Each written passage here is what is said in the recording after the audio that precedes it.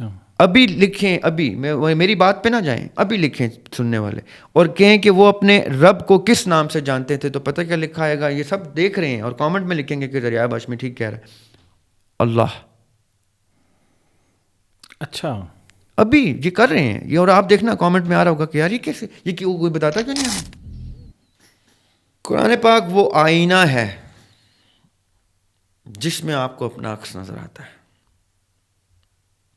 قرآن پاک پڑھنے کے وقت آپ یہ سوچ کے پڑھیں کہ ابھی مجھے قرآن پاک دکھائے گا کہ میں کون ہوں, میں کیسا دکھتا ہوں یہاں پہ اور وہاں پہ, خالق کی نظر میں اور بندے کی نظر میں, یعنی میری اپنی نظر میں. قرآن پاک آپ کو کھول کھول کے دکھا دے گا, آپ کو, آپ کا دل, آپ کی روح ایسے باہر آ جائے گی اور آپ کے سامنے آپ کو قرآن کی تلاوت کر کے دکھائے گی. آپ ایک دفعہ قرآن پاک کو, نان مسلم کو بھی میں کہہ رہا ہوں, جو قرآن جس کی کتاب نہیں ہے, وہ قرآن پاک کو ایک آئینے کی طرح پڑھ لے, اپنی زبان میں ٹرانسلیشن پڑھ لے اس کی. تصوف کے بھی یہ فنا فی اللہ پڑھتا ہوں تو واپس آنا پڑھتا ہوں, تو رجال الغیب پڑھتا ہوں, تو موکشا پڑھتا ہوں, تو نروانا پڑھتا ہوں, تو جوڈائزم کا آئین صاف اور زمزم پڑھتا ہوں, واپس جڑنا پڑھتا ہوں. اور بال شیف ٹاف ایک بہت خوبصورت مفسر ہیں جوڈائزم کے, کہ فرض ہے میرے اوپر, فرض ہے, یہ فرض عین ہے کہ میں نے علم حاصل کرنا ہے. اور علم کہاں چھپا ہے؟ ان کتابوں میں جن کتابوں کو ان کی بزرگان نے کلیم کر کے کہا ہے کہ یہ کوئی ورڈ آف گاڈ ہے. بسم اللہ الرحمن الرحیم. میں یاسر جنجوعہ اور آپ دیکھ رہے ہیں یاسر جنجوعہ پوڈ کاسٹ کا ایک اور ایپیسوڈ. آج دن ہے جمعہ کا. دریاب ہاشمی صاحب ہمارے ساتھ ہیں. لاسٹ فرائیڈے کو دریاب ہاشمی صاحب ہمارے پوڈ کاسٹ پہ نہیں تھے, میں لاہور تھا اور ریکارڈنگ نہیں ہو سکی, لیکن اس جمعے والے دن جو ریکارڈنگ لگی اس پہ بھی آپ کے بہت سارے کومنٹ تھے اور ان کو بھی آج ہم ڈسکس کریں گے. سر السلام علیکم. سر وعلیکم السلام. میرے خیال سے یہیں سے گفتگو کا آغاز کر لیتے ہیں کہ لاسٹ فرائیڈے کو میں کیونکہ لاہور تھا تو ہم ریکارڈ نہیں کر سکے, تو پھر میں نے ایک نشست ریکارڈ کی. ہم چند دوست بیٹھے ہوئے تھے تو ناصر بھائی آ گئے لاہور ہی, تو ہمارا پلان ہوا کہ گپ شپ ریکارڈ کر لیتے ہیں. اور اس کے نیچے ایک کومنٹ کی بھرمار ہے نیچے کہ اب آپ ناصر بھائی کو اور دریاب بھائی کو ساتھ بٹھائیں. تو میرے لیے تو دونوں بہت محترم ہیں اور میری تو کوشش ہوگی کبھی ضرور ساتھ بیٹھیں. آپ کے لیے یہ پیغام ہے بنیادی طور پہ؟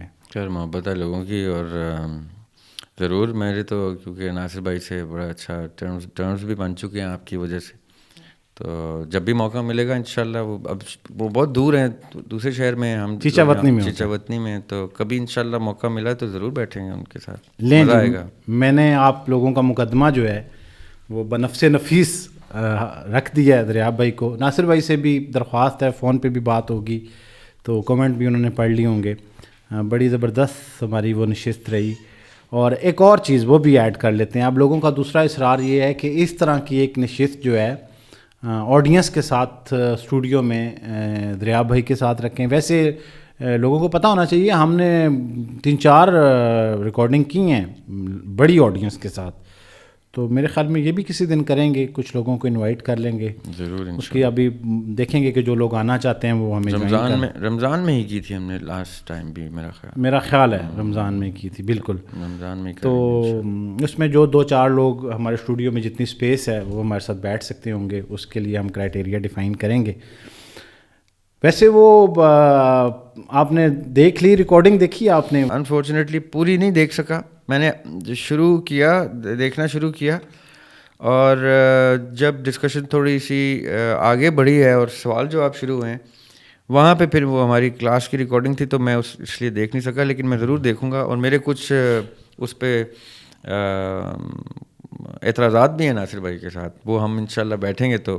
اچھا, وہ کہیں پرپز والے سوال پہ تو, کیونکہ اچھا وہ اس میں یہ ہے کہ میرا آپ کے ساتھ ایک باقاعدہ نظریہ ڈسکس ہوا ہوا ہے پرپز پہ, وہاں بھی ہماری ڈسکشن اس طرف چل پڑی. ناصر بھائی کے جواب سے میرا بھی تاثر یہ تھا. بہرحال ان کا ایک ورژن ہے اور اس کے ہم احترام کرتے ہیں. ہم تو جس کے سامنے بھی بیٹھتے ہیں طالب علم کی حیثیت سے بیٹھتے ہیں. اچھا, یہی میں نے نوٹس کیا, اور میری کوشش ہوگی جب بھی ہمیں موقع ملے ناصر صاحب کے ساتھ, ناصر بھائی کے ساتھ بیٹھنے کا, تو آئی ایم پریٹی شیور کہ وہ کسی اور کانٹیکس میں وہ اس کو لے کے جا رہے تھے, کیونکہ ماشاء اللہ وہ پروفیسر احمد رفیق اختر صاحب کے بھی تحصیل علم انہوں نے کیا ہے، اور دوسرا وہ اسلام کے اور قرآن کے باقاعدہ طور پہ وہ فالوور ہیں، اور اس قرآن کو اور اسلام کو اپنی ڈسکشنز کا حصہ رکھتے ہیں، اور قرآن کی روشنی میں گفتگو کرتے ہیں.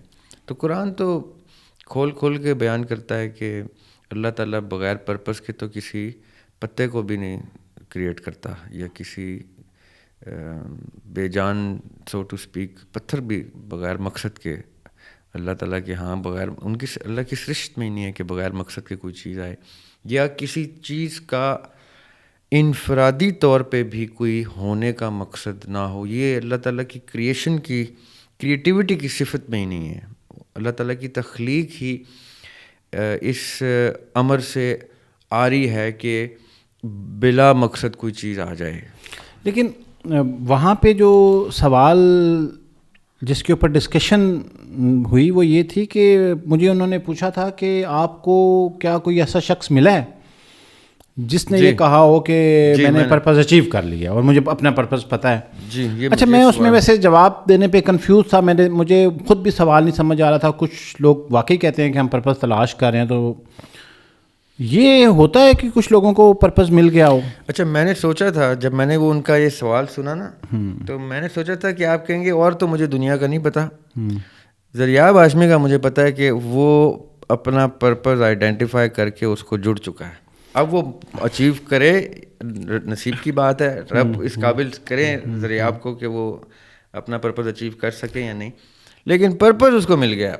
دوسرا یاسر بھائی دیکھیں، میرا جو سب سے بڑا زندگی کا حاصل ہے، جو میں سمجھتا ہوں کہ ذریعہ ہاشمی سے اگر کوئی شخص اس کے جانے کے بعد بھی کچھ ایسوسیٹ کر سکتا ہے تو وہ ایک بات ایسوسیٹ کر سکتا ہے کہ ذریعہ ہاشمی یہ بات نہ صرف مانتا تھا بلکہ اس بات کو لوگوں تک پہنچانے کے لیے ہر ممکن کوشش کرتا تھا کہ حسین علیہ السلام سب سے بڑی اگزامپل ہیں ذریعہ ہاشمی کے لیے، کہ جب حسین علیہ السلام چھوٹے بھی تھے اور کم عمر تھے، بچے بھی تھے، تو اس وقت بھی جب وہ گھر میں پانی مانگتے تھے، پیاس لگتی تھی ان، تو بی بی فاطمہ الزہرا سلام اللہ علیہ وہ رو پڑتی تھیں. ان کے گھر میں جب آقا علیہ السلام نے ان کو پیدائش کے فوراً بعد پہلی دفعہ اٹھایا، اس وقت بھی آقا علیہ السلام کی آنکھ مبارک میں آنسو آ گئے تھے. تو بی بی فاطمہ نے پوچھا کہ آپ کی آنکھوں میں آنسو کیوں ہیں؟ تو اس وقت بھی آقا علیہ السلام نے کہا کیونکہ تمہارا یہ بیٹا کربلا میں پانی کے عوض شہید کر دیا جائے گا. تو حسین علیہ السلام کو تو بچپن سے ان کی مومنٹ آف ڈپارچر کا بھی بتا دیا گیا تھا کہ وہ کیسے معراج کو حاصل کریں گے، اس شہادت کی معراج کو. تو وہ جب بڑے ہوتے رہے ہیں، پرورش ان کی ہوتی رہی، اور وہ جیسے جیسے بڑے ہوتے رہے ان کو تو باقاعدہ اس لیول تک بتا دیا گیا تھا کہ جب وہ قافلے کے ساتھ کربلا کی طرف جا رہے تھے تو ایک صحابی ان کو ملے، اور صحابی نے ان سے پوچھا کہ حسین علیہ السلام سے کہ آپ کربلا جا رہے ہیں، یہ تو پورا معاشرہ جانتا ہے، سارا اسلامی اسٹرکچر کو پتہ ہے کہ آپ کو کربلا میں شہید کر دیا جائے گا. It was such a known fact. تو آگے سے حسین علیہ السلام نے کہا اسی لیے تو جا رہا ہوں. یعنی the purpose of his life ان کو بچپن سے انکلکیٹ کیا گیا اور ان کی پریکٹس میں لایا گیا، اور پھر انہوں نے اس کو اپنے اٹ موسٹ پرائڈ کے ساتھ وہ پرپز اچیو بھی کیا. اور اب میں واپس آتا ہوں میری اس بات پہ.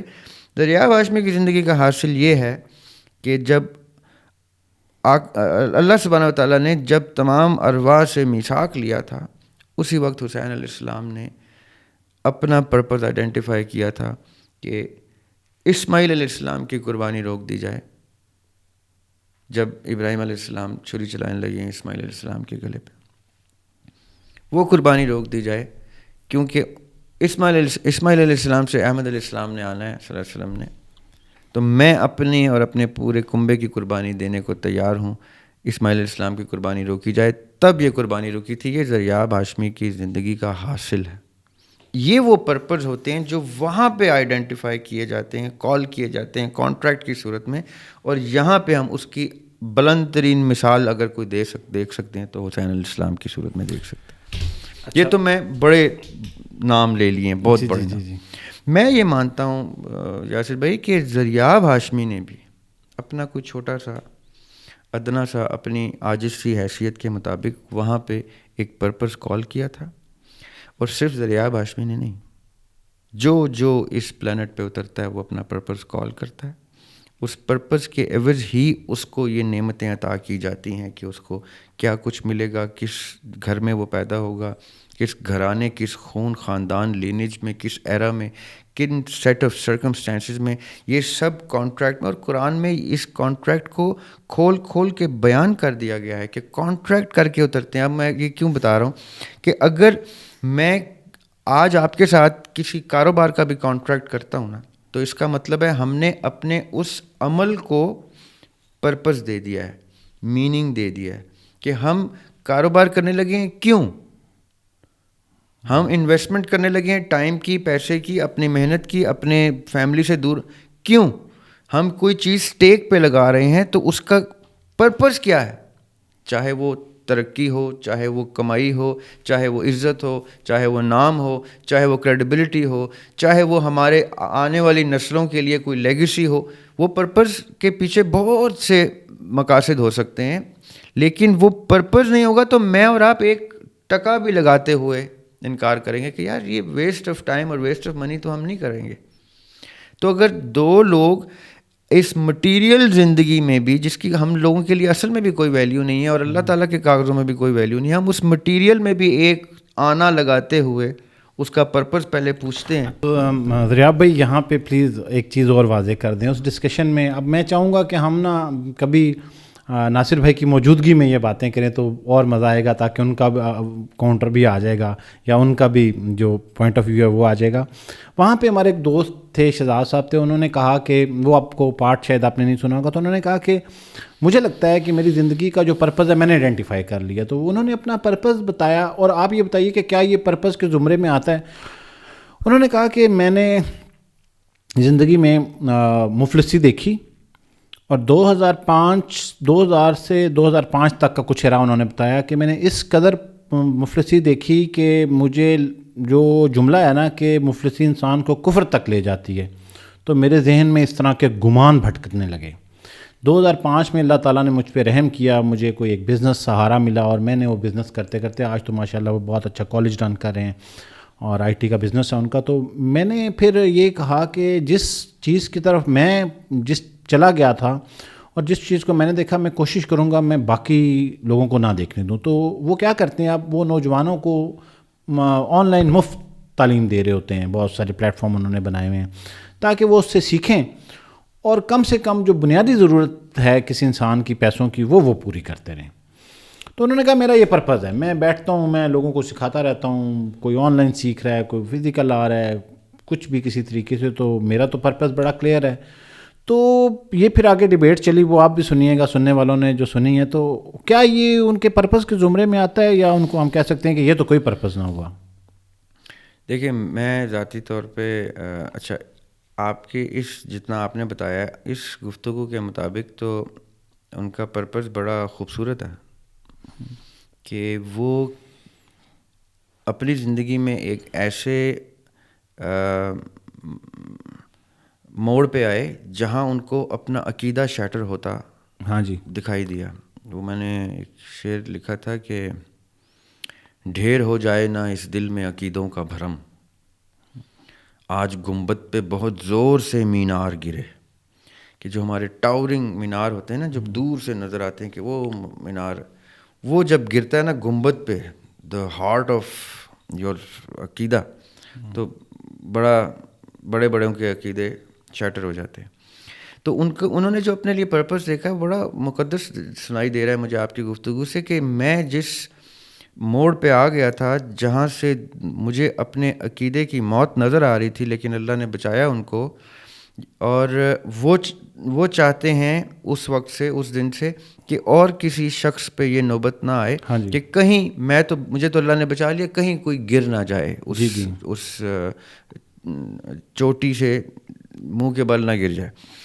لیکن بصد احترام, with all due respect to Shahzad صاحب, میں جو اپنی زندگی کا مشاہدہ اور مطالعہ جو ہے اس کے مطابق میں نے کچھ 3 پرنسپلز آئیڈینٹیفائی کیے ہیں پرپس کو آئیڈینٹیفائی کرنے کے لیے. صحیح. جو میں چاہوں گا کہ جو بھی پرپس کو ڈھونڈتے ہیں اور ڈھونڈنا چاہتے ہیں, یا پرپس کو کانسیپٹ کو اپروو کرتے ہیں کہ ہاں ہو سکتا ہے کہ کوئی پرپس ہو, تو میں نے وہ 3 انڈیکیٹرز آئیڈینٹیفائی کیے ہیں جو میرے لیے اپلیکیبل ہیں. آپ میں سے ویورز میں سے جس کے لیے اپلیکیبل ہوں وہ اس کو جس بڑی ہستی پہ فٹ کریں گے انشاءاللہ وہ تینوں انڈیکیٹرز ان تینوں پہ فٹ آتے ہیں. صحیح. پہلا انڈیکیٹر یہ ہے کہ the purpose has to be larger than life. Purpose اتنا بڑا ہو کہ اس کے سامنے زندگی یعنی حیات کی ویلیو ادنا ہو جائے, موت بھی منظور ہو جائے. اب شہزاد صاحب کے پرپز کو لیتے ہیں اس انڈیکیٹر پہلے پہ, تو وہ پہلے انڈیکیٹر پہ فال نہیں ہوتا. صحیح. اس رستے میں موت نہیں واقع ہو سکتی, طبعی موت تو آئے گی. ہاں جی. کوئی قتل نہیں کرے گا ان کو, کوئی شہید نہیں کرے گا, کوئی ان کے رستے میں اتنی بڑی رکاوٹ نہیں بنے گا کہ مار دے ان کو. تو اس کا مطلب ہے یہ پرپز کے رستے کی پہلی اینٹ ضرور ہو سکتی ہے, پہلی سیڑھی ہو سکتی ہے, اور انشاءاللہ اس پہ چل کے یہ بڑا نوبل انہوں نے کاز, میں اس کو نوبل کاز ضرور کہوں گا, میں اس کو پرپز نہیں کہوں گا. آئی بلیو کہ بہت سارے نوبل کازز کی سیڑھیوں پہ چڑھ کے آپ کو پرپز دکھائی دیتا ہے. ٹھیک ہے. کئی لوگوں کا ایک ہی نوبل کاز اتنا بڑا ہوتا ہے کہ اس کے اوپر اس کے رستے میں ان کو پرپز نظر آ جاتا ہے. یہ نوبل کاز ضرور ہے, جیسے مدر ٹریسا کا نوبل کاز دنیا واقف ہے اس سے, جیسے عبدالستار ایدھی مرحوم کا نوبل کاز تھا. میں اس کو پرپز نہیں کہتا, with all due respect, no taking nothing away from Abdul Sattar Edhi مرحوم. میں ان کی زندگی کے اس پورے سفر کو ایک بہت نوبل کاز سمجھتا ہوں, پرپز آف لائف نہیں سمجھتا. وہ اپنے پرپز پہ نہیں تھے, وہ ایک بہت نوبل کاز پہ تھے. پرپز میں پہلا انڈیکیٹر میں ان کو قتل ہونا واجب ہے. ان کے رستے میں تلوار آئے گی ہی آئے گی اگر وہ پرپز پہ ہیں. جیسے جناح رحمۃ اللہ علیہ کو قتل کیا گیا, صحیح. جیسے فاطمہ جناح رحمۃ اللہ علیہ کو قتل کیا گیا, دونوں شہداء کو قتل کیا گیا, جیسے کسی بھی ایسے شخص کو قتل کیا گیا جس کا پرپز اس کی زندگی سے بڑا ہو گیا. دوسری کنڈیشن جو ہے وہ ہے, انڈیکیٹر جو ہے وہ ہے کہ پرپز قرآن اور سنت مبارکہ کے حاشیے میں ہونا واجب ہے. قرآن اور سنت کے حاشیے میں ہونا واجب. سیرت طیبہ آقا علیہ الصلوۃ والسلام کے اسوہ حسنہ کے حاشیے میں ایک طرف اور ایک طرف قرآن کے حاشیے میں ہونا واجب ہے. ہلکا سا بھی وہ حاشیے سے باہر جاتا ہے تو وہ بھلے پہلی کنڈیشن کو میٹ کر رہا ہو, صحیح, وہ دوسری کنڈیشن پہ نہیں اتر رہا تو وہ خودکشی ہو جائے گی, وہ جو سو کالڈ شہادت, یا پھر. اور تیسری کنڈیشن کہ اس پرپز کی جو آپ نے, جس کے پیچھے آپ زندگی بھی دے رہے ہیں اور آپ اپنے آپ کو حاشیوں میں بھی قید کر رہے ہیں, اس پرپز کا کوئی ذاتی مفاد یا اپنے خاندان کو اس کا کوئی مفاد نہ جاتا ہو, نہ اپنی زندگی میں, نہ زندگی دینے کے بعد, نہ اپنے بچوں کو آپ کے مرنے کے بعد اس کا کوئی فائدہ ہو, کسی قسم کا ذاتی مفاد اس سے اٹیچ نہ ہو, سیلف لیسنس ہو اس میں. اگر اس میں کوئی سیلفش ڈیزائر آ جائے گا تو اس میں ایک ریا کی اسمیل آ جائے گی. امام غزالی کے مطابق ریا بہت خطرناک ایک اسپیکٹ ہے. تو سیلف لیسنس اس کا تیسری کنڈیشن ہے. اب میں جناح کی ایگزامپل بار بار لوگوں کو دینا چاہ رہا ہوں, رحمۃ اللہ علیہ شہید کی, کہ آج تک جناح کی فیملی کو پاکستان کی دھرتی بھی نصیب نہیں ہوئی, نہ ان کی بہن کو نصیب ہوا, نہ ان کے نسلوں کو پاکستان کی دھرتی نصیب ہوئی. انہوں نے اس دھرتی کے لیے جان دی, شہادت دی, دونوں بہن بھائیوں نے, اور یہ دھرتی صرف انہی کی فیملی کو نصیب نہیں ہوئی, باقی ساری غیر ضروری فیملیز کو بھی نصیب ہو گئی.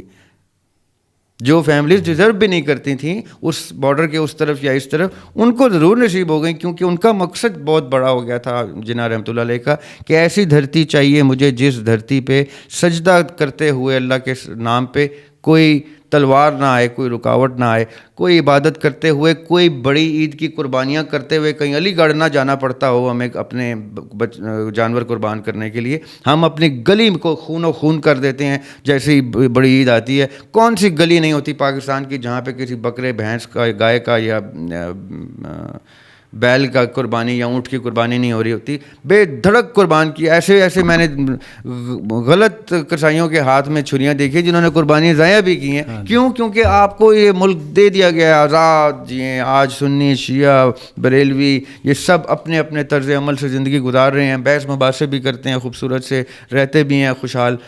یہ وہ پرپس جنا کا ہے جو ایگزامپل میں جان کے جنا کی ایگزامپل اس لیے دے رہا ہوں کیونکہ ابھی 100 سال ہوئے ہیں اس بات کو. اور یہ کوئی بڑی بڑی بزرگ ہستیاں نہیں جن کے ہم پہلے نام لے رہے تھے کہ ہم کہیں جی ہم ایسا کیسے کر سکتے ہیں. یہ ایک ہمارے جیسے ایک پڑھے لکھے سمجھدار ماڈرنائز قسم کے آدمی تھے. سگار ان کے ہاتھ میں تھا, جانور کتے انہوں نے پالے ہوئے تھے, سنوکر کھیلتے ہوئے ان کی الگ ویڈیوز تصویریں آپ کو ملتی ہیں. وہ اسپیچ کرتے تھے اردو بھی ان کی فرسٹ لینگویج نہیں تھی. وہ سیکنڈ جنریشن کانورٹ تھے. آپ ہر طرح کا ریلیشن شپ آپ ایسے آدمی سے بنا سکتے ہیں کہ میں بھی ویسا ہو سکتا ہوں. اب کلوز کرتا ہوں. شہزاد بھائی کو میرا یہ آپ کے توسط سے میسیج ہے کہ ان کا بہت نوبل کاز ہے لیکن اس میں یہ 3 کنڈیشنز نہیں میٹ ہو رہی, تو ان کو اب ایک سٹیپ اوپر جانا پڑے گا. جتنے بھی شہزاد بھائی ہمیں سن رہے ہیں جن کے نوبل کازز ایگزسٹ کرتے ہیں, اب ان کو ایک سٹیپ اوپر جانا پڑے گا. جب تک ہمارا مومن, اور مومن سے میرا مطلب ہے ہر وہ بلیور جو کسی نہ کسی خدا پہ بلیو کرتا ہے, میں اس کو بلیور کہتا ہوں. ہر وہ بلیور جو کسی نہ کسی سپر نیچرل پہ بلیو کرتا ہے, اس کے لیے واجب ہے کہ وہ اس دنیا میں پرپز آئیڈینٹیفائی کرے, کیونکہ جب اس نے خالق کو آئیڈینٹیفائی کر لیا ہے تو خالق کی سب سے خوبصورت صفت ہی یہ ہے کہ وہ بغیر پرپز کے کوئی ایک ایٹم اور مالیکیول کو بھی سائنٹسٹ اسٹڈی کر رہے ہیں تو وہ بتا رہے ہیں کہ اس کا پرپز ہے تو یہ کریشن آف مین میڈ چیزیں ایگزسٹ کرتی ہیں. ورنہ انسان مائک بھی نہ بنا سکتا اور یہ کیمرہ بھی نہ بنتا اگر ایٹم میں پرپز موجود نہ ہوتا تو.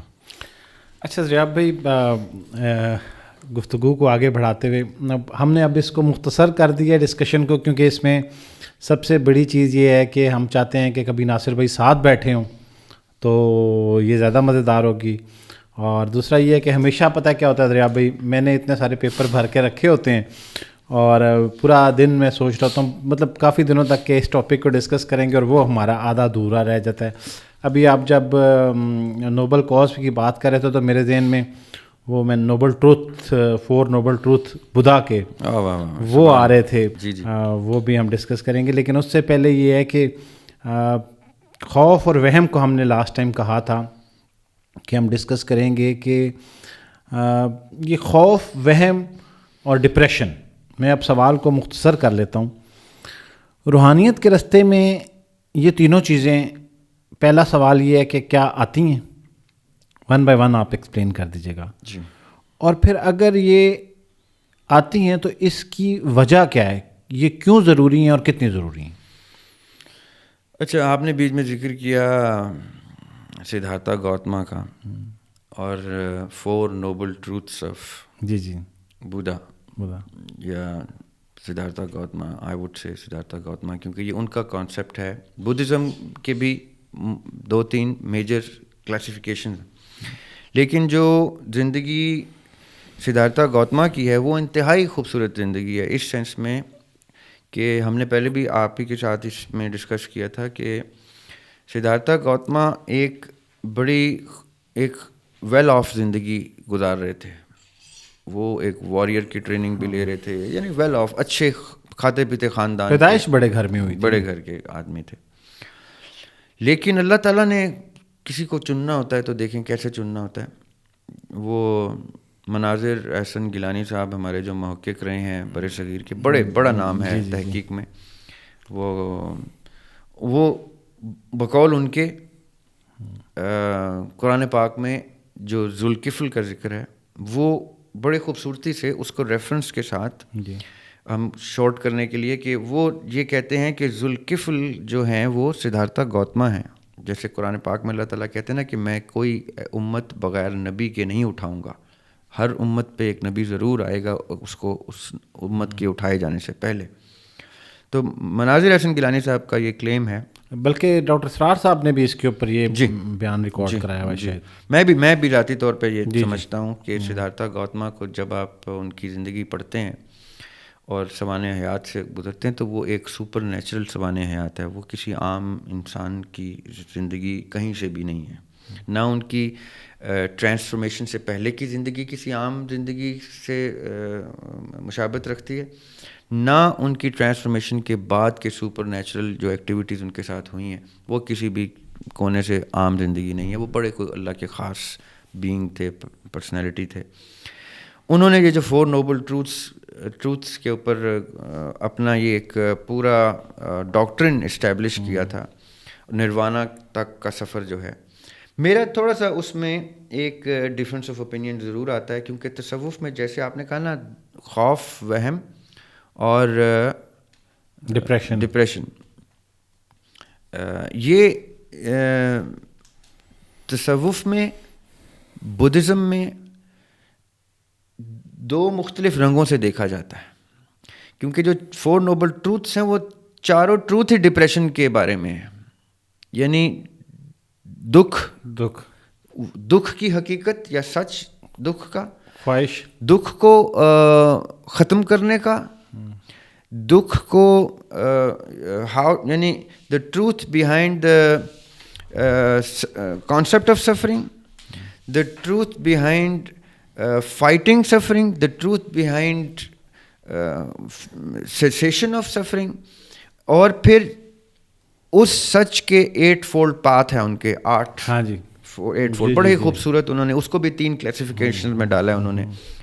وزڈم کی، حکمت کی کلاسیفیکیشن الگ ہے، حکمت عملی کی یعنی عمل کی کلاسیفیکیشن الگ ہے، اور پھر اخلاقی تربیت کی 3 کلاسیفیکیشن جس میں 8 چیزیں شامل آتی ہیں. بڑی خوبصورت ترتیب میں یہ پورا بدھزم کا ڈاکٹرن ہے.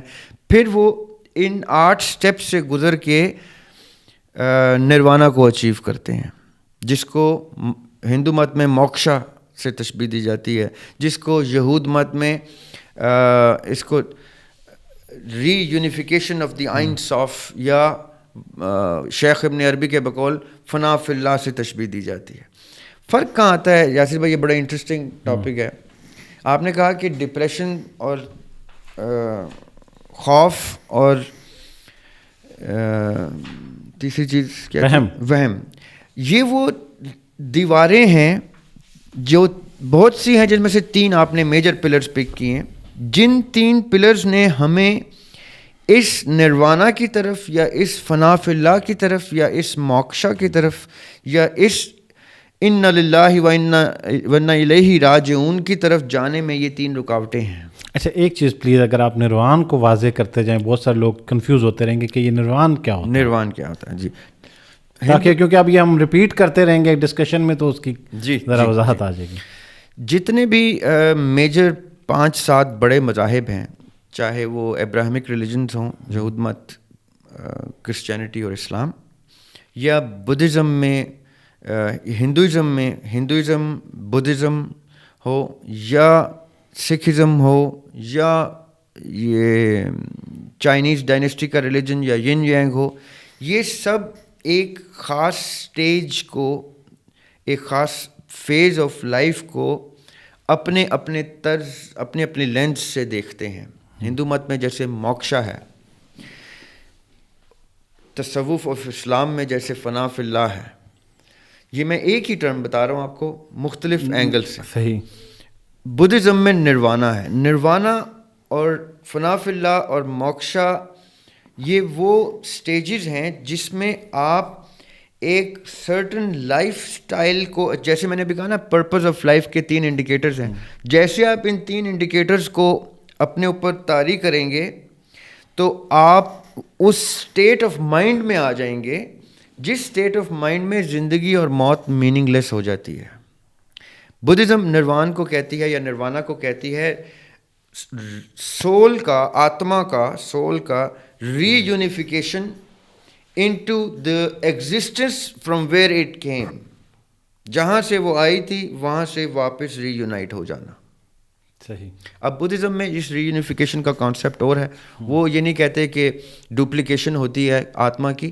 وہ کہتے ہیں کہ ایک ہی آتما ہے جو مختلف خول اور مختلف اشکال میں آتی ہے. جیسے شیخ ابن عربی کہتے ہیں وحدت الوجود، کہ ایک ہی وجود ہے جو سپلٹ ہو کے بہت ساری چیزوں میں ہے. جیسے آئنس آف جوڈائزم ہے کہ ایک نور ہے. جیسے قرآن میں اللہ تعالیٰ کہتے ہیں اللہ نور السماوات والارض، اور پھر اللہ تعالیٰ کہتے ہیں کہ ہم نے ایک روح سے سب کو تخلیق کیا.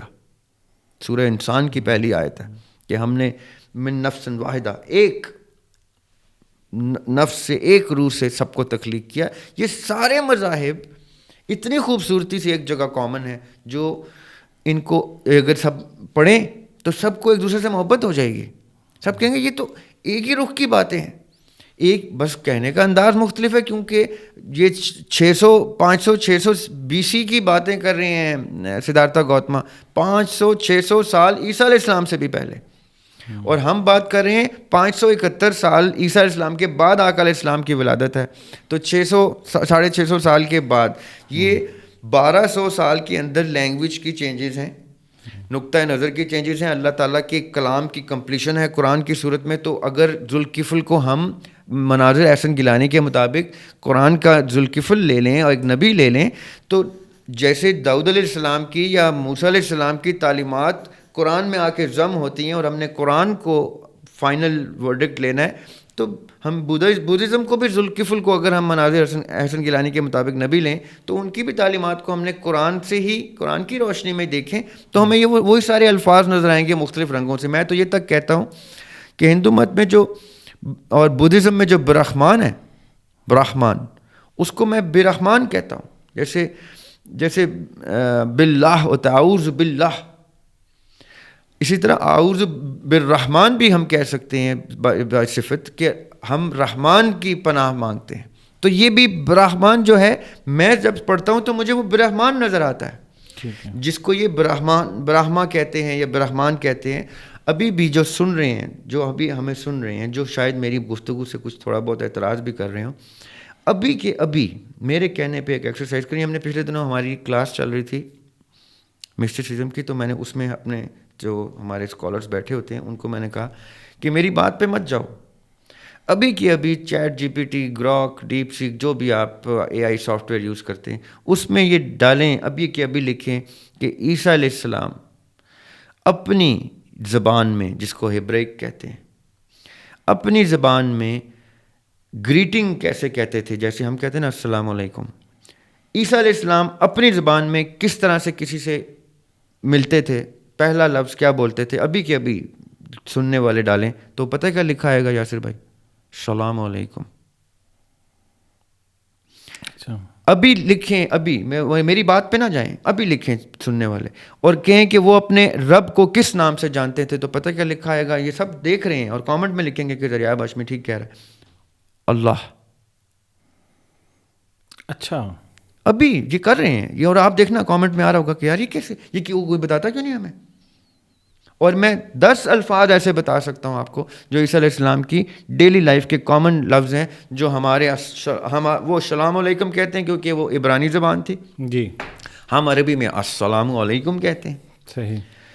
اسی طرح یہ برہمان جسے کہتے ہیں، ہم اس کو برحمان رحمان کہتے ہیں، اور رحمان الرحیم، بسم اللہ الرحمن الرحیم کہتے ہیں. میں بسم اللہ کو، اللہ کے نام سے کو میں برحمان بھی کہتا ہوں، اعوذ باللہ بھی کہتا ہوں، رائٹ. اب یہ وہ ٹرانسفارمیشن ہوتی ہے لینگویجز کی، اللہ تعالیٰ کے کلام کے مختلف زونز میں مختلف انبیاء کے تھرو یہ جو ایولیوشن ہوتی ہے، یہ ٹرانسفارم ہوتے ہوتے ہوتے قرآن پاک کو میں کیوں دنیا کی سب سے خوبصورت کتاب کہتا ہوں؟ اس لیے نہیں کہ میں مسلمان ہوں، it's the other way around. Quran پاک، قرآن حکیم کو میں سب سے خوبصورت کتاب اس لیے نہیں کہتا کہ میں مسلمان ہوں. قرآن حکیم اتنی خوبصورت کتاب ہے جس کی وجہ سے میں مسلمان ہوں. اگر یہ خوبصورت کتاب نہ ہوتی تو میں بھی مسلمان نہ ہوتا. مجھے تو پڑھ کے پتہ چلتا ہے کہ اس کتاب نے اتنی کتابوں کو منور کیا ہوا ہے، اس کتاب نے اتنے انبیاء کو منور کیا ہوا ہے، اتنے سینٹس کو، اتنے حکیموں کو، اتنے علماء کو، اتنے بڑے بڑے ہستیوں کو منور کرنے والی روشنی ہے۔ اور قرآن پاک کی سب سے خوبصورت بات کیا ہے یاسر بھائی؟ بات کہاں سے کہاں چلے گی؟ قرآن پاک وہ آئینہ ہے جس میں آپ کو اپنا عکس نظر آتا ہے۔ قرآن پاک پڑھنے کے وقت آپ یہ سوچ کے پڑھیں کہ ابھی مجھے قرآن پاک دکھائے گا کہ میں کون ہوں، میں کیسا دکھتا ہوں یہاں پہ اور وہاں پہ، خالق کی نظر میں اور بندے کی نظر میں، یعنی میری اپنی نظر میں۔ قرآن پاک آپ کو کھول کھول کے دکھا دے گا، آپ کو، آپ کا دل، آپ کی روح ایسے باہر آ جائے گی اور آپ کے سامنے آپ کو قرآن کی تلاوت کر کے دکھائے گی۔ آپ ایک دفعہ قرآن پاک کو، نان مسلم کو بھی میں کہہ رہا ہوں، جو قرآن جس کی کتاب نہیں ہے، وہ قرآن پاک کو ایک آئینے کی طرح پڑھ لے، اپنی زبان میں ٹرانسلیشن پڑھ لے اس کی۔ آپ یقین کریں قرآن پاک اتنا خوبصورت، اس لیے اللہ تعالیٰ نے قرآن کو فرقان کہا ہے۔ فرقان کسے کہتے ہیں؟ جو تفریق کر دیتا ہے۔ کس میں؟ سیاہ اور سفید میں۔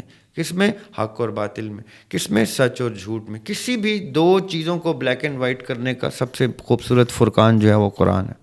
اب یہ آپ کے نروان پہ لے کے آتے ہیں۔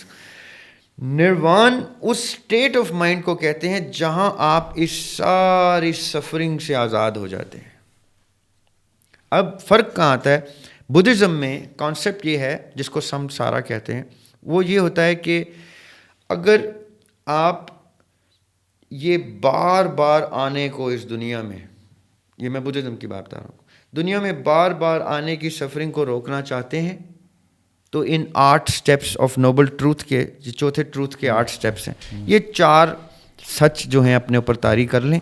اس کے 8 فولڈ سٹیپس ہیں جو 3 کلاسیفیکیشن میں ڈیوائڈ کیے ہیں بدھزم نے، وہ آپ ایکوائر کر لیں تو آپ نروان اچیو کرتے ہیں اور آپ کو پھر بار بار کی سفرنگ ختم ہو جاتی ہے۔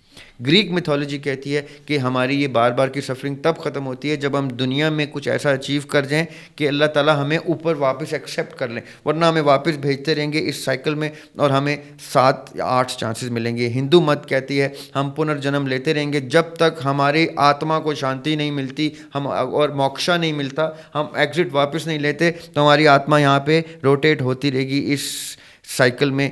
بدھ مت بھی یہ کہتا ہے، تصوف اس کی اپوزٹ کہتا ہے۔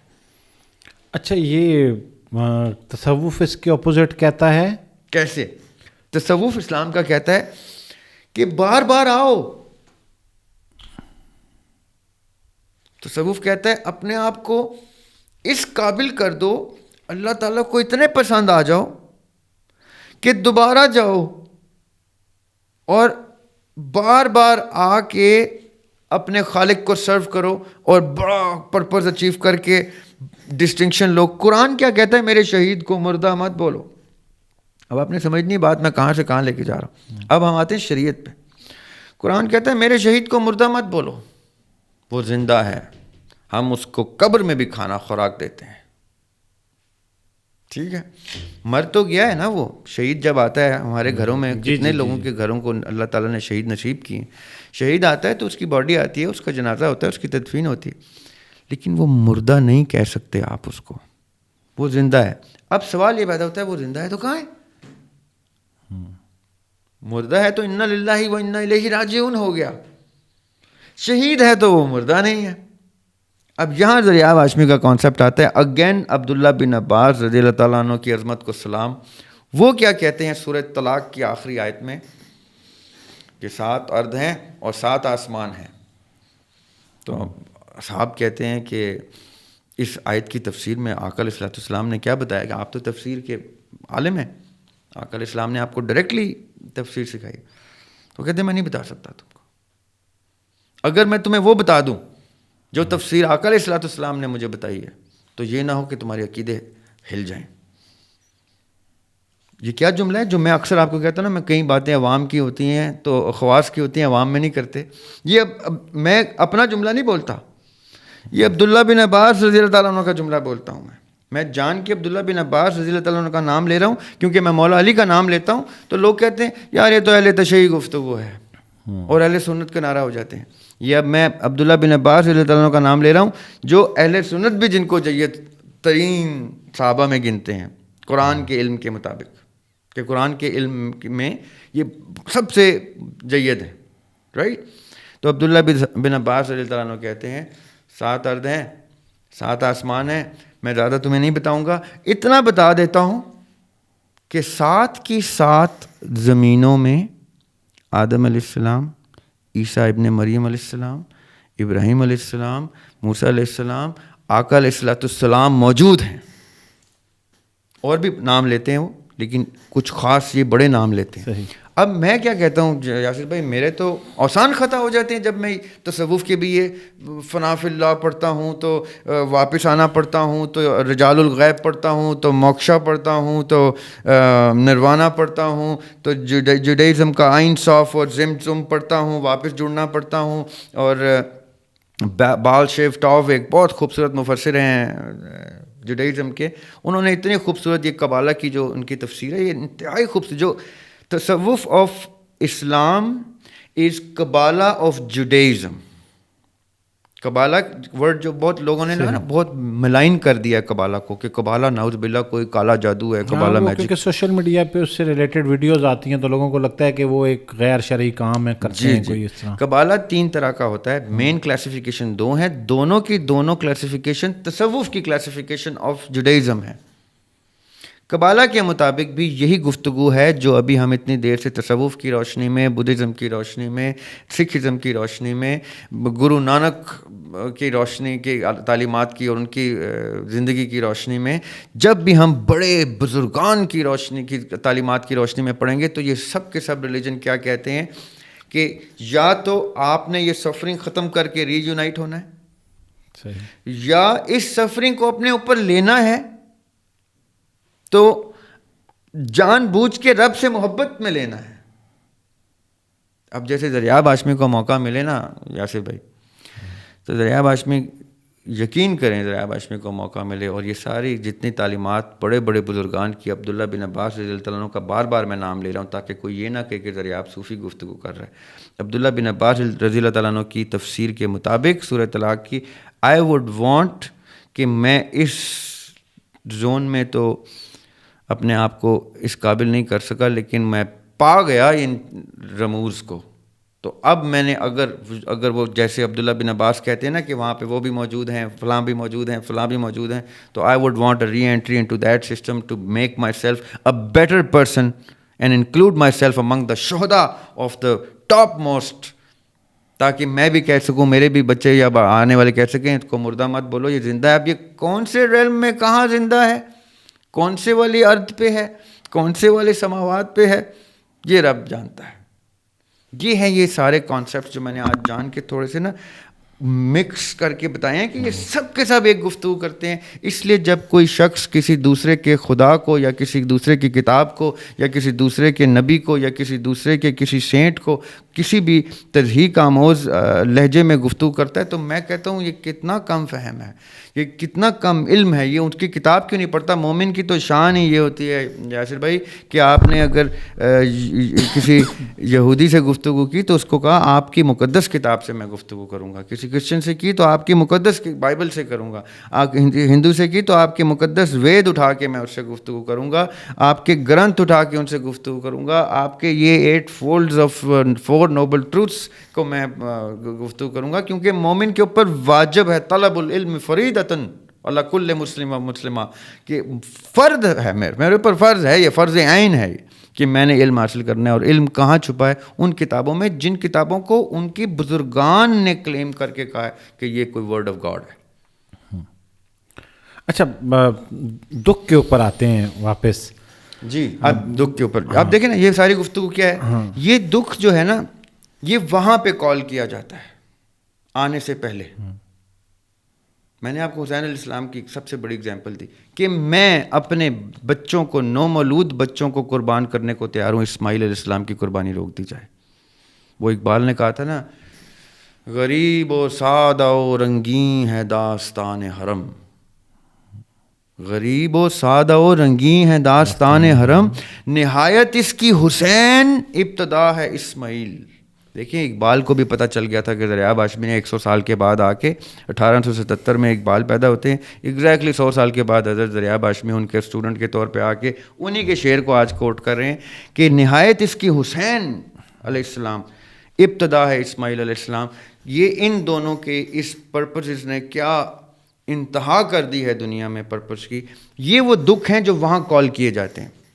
اب دکھ تو واجب ہو گیا نا. صحیح.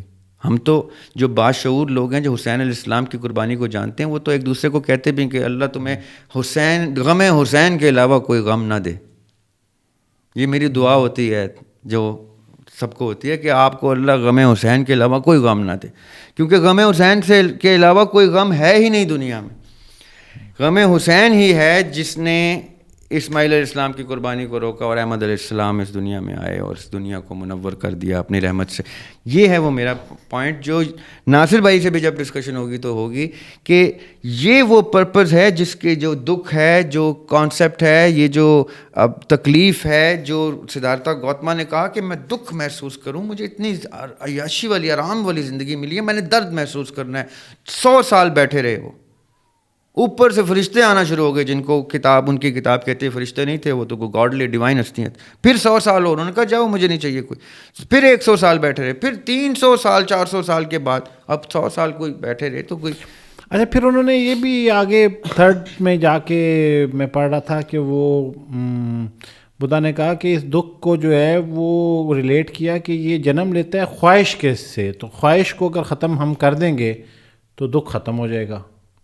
جی دنیا کے حساب سے بات کی انہوں نے. اصل میں ان کی جو 4 نوبل ٹروتھس میں سے نا جو 8 فولڈ پاتھ ہے نا، اس میں خواہش کو ختم کیسے کرنا ہے، خواہش کو تابع کرنا ہے. جیسے اسلام کہتا ہے کہ اپنی ول کو سرنڈر کر دو اپنے گاڈ کی ول پہ.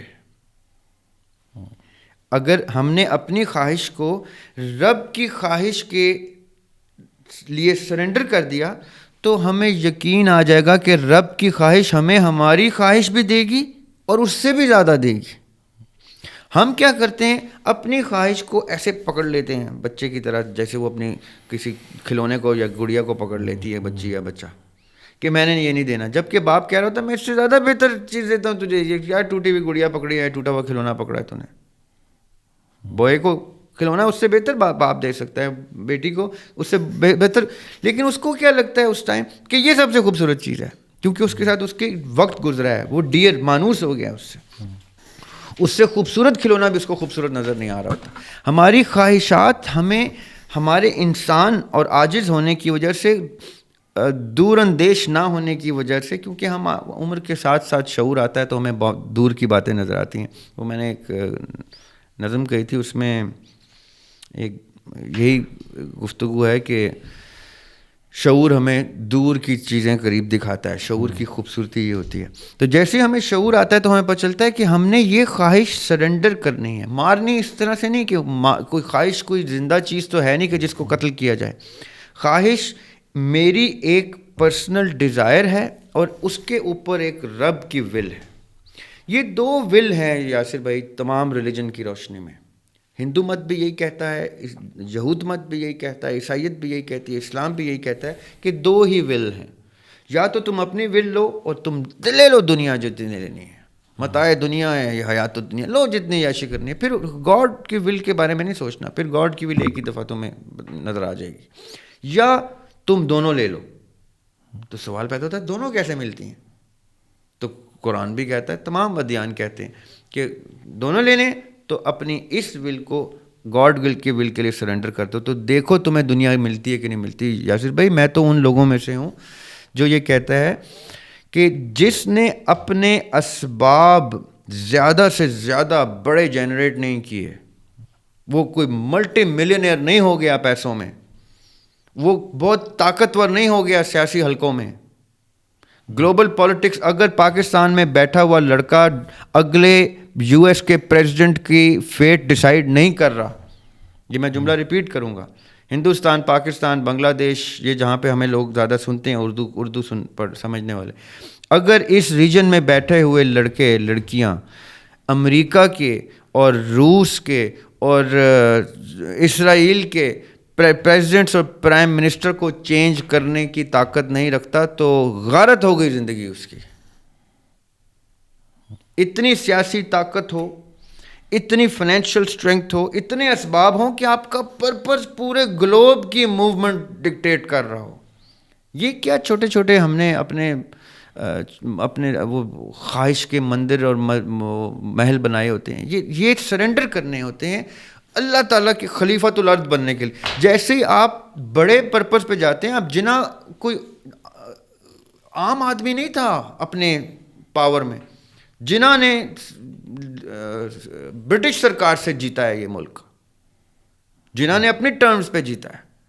وہ دے رہے تھے, انہوں نے کہا تھا جہاں جہاں مسلمان اکثریت کی پروونسز ہیں آپ ادھر آپ آٹونومی لے لو. اینڈ جنہ ہیڈ دا چوائس. 13 اگست تک یہ چوائس تھی جنہ کے پاس. 13 اگست کو آخری ڈیسیجن جنہ کو آیا, یہ کوئی 25-30 اسٹیٹس ہیں, یہ سب لے لو, ان سب میں آٹونومی کر لو, اسلام چلاؤ, جو تم نے چلانا چلاؤ. جنہ نے کہا نا, I'm not going to surrender my lifetime mission for the sake of some achievement.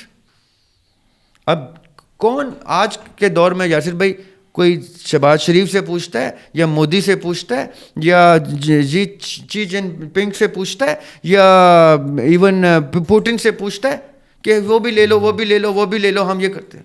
وہ کہتے ہیں راکٹ مار رہے ہیں, یہ کریں گے, وہ کریں گے, دھمکیاں دیتے ہیں ان لوگوں کو, چاہے وہ مودی ہو, چاہے وہ شہباز شریف ہو, چاہے وہ پوٹن ہو. ان کو دھمکیاں دیتا ہے یو ایس کا پریزیڈنٹ. نیتن یاہو اسپیچ کرتا ہے تو ایسے تضحیق آموز لہجے میں کرتا ہے کہ اب راکٹ ماروں گا, نیوکلیر ماروں گا, ایسے بولتا ہے. جنہ کو کیوں نہیں کہہ رہے تھے وہ کہ راکٹ ماریں گے؟ جنہ کو کہہ رہے تھے یہ اسٹیٹس لے لو, وہ لے لو, ایسے کر لو, ویسے کر لو. جنہ کہہ رہے تھے نہیں, جو میں نے سرحدیں کہی ہیں وہ سرحدیں دے دو, اور جو پرنسلی اسٹیٹس میں نے مانگی ہیں وہ جو انہوں نے بعد میں آج تک نہیں دیں وہ بھی مجھے چاہیے. یہ نوبت کیسے آتی ہے یاسر بھائی؟ جب کوئی شخص اپنا پرپز اتنا بڑا کر دیتا ہے کہ بھائی مجھے تو موت بھی قبول ہے, مجھے مار کے بھی میرا پرپز نہیں اب تم ختم کر سکتے, میں نے پوری جم غفیر اکٹھی کر لی اپنے ساتھ, آج مجھے مارو گے تو زیادہ بڑا پاکستان دینا پڑے گا تمہیں, کیونکہ عوام آ جائے گی باہر. اچھا, اب ریاب بھائی بہت سارے سوالات ہیں, اور ایک چیز میں واضح کرنا چاہتا ہوں سننے والوں کو. میں خود بھی چاہتا ہوں کہ یہ طویل ہوتی چلی جائے, لیکن اس میں ایک ٹیکنیکل پرابلم یہ ہوتا ہے. ایک تو پرابلم یہ ہوتا ہے کہ ہم نے اس کو ریکارڈ کرنا ہوتا ہے, پھر اتنے ہی دورانیے کو ایڈٹ بھی کرنا ہوتا ہے. تو اوبویسلی ہم اس ٹائم پہ ریکارڈ کر رہے ہوتے ہیں, پھر اگلے دن ہم نے اس کو اپلوڈ کرنا ہوتا ہے. تو یہ جو سارا میں اکثر کہتا ہوں نا وقت کی کمی, تو وہ یہ صرف یہ وقت کی کمی نہیں ہے, اس کے آگے کے پروسیس میں بھی ہمیں وقت چاہیے ہوتا ہے. تو کچھ سوالات رہ گئے ہیں اور بہت ساری چیزیں ہم نیکسٹ ٹائم ڈسکس کریں گے. پیراسائیکالوجی, اسپرچویلٹی اور ٹائم ٹریول, یہ بھی ہم نے سوچا تھا کہ آج ہم اسی پوڈ کاسٹ میں لے کے آئیں, لیکن گفتگو کا آغاز جو ہوا اس میں بہت ساری چیزیں ہمیں وضاحت کے لیے لینی تھیں, اور کچھ اینڈ پہ آ گئے. ریاب بھائی آپ کے وقت کا بہت بہت شکریہ. اگلے جمعے کو پھر ڈسکشن رکھیں گے, اور تب تک کے لیے اجازت جی, اللہ حافظ.